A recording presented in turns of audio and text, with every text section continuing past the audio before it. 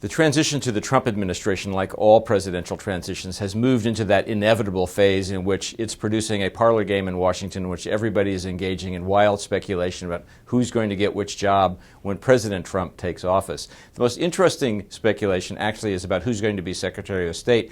It looked initially, and still may be, that Rudy Giuliani, the former mayor of New York and a real ally of Donald Trump's throughout the presidential campaign, was going to get the job, had the inside track.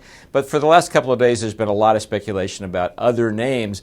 And the speculation is interesting because of the categories of people who are being discussed. Some are very conventional. Senator Bob Corker, who's the chairman of the Senate Foreign Relations Committee, General David Petraeus, who also was head of the CIA. They have the kind of normal foreign relations, national security backgrounds that you'd expect to see in a potential Secretary of State. Then there's some odd fit candidates like John Bolton, a national security expert, but who is much more hawkish than Donald Trump has been. He was a big champion of the war in Iraq. Donald Trump said it was a huge mistake, which makes you wonder how that could work if he were picked as Secretary of State.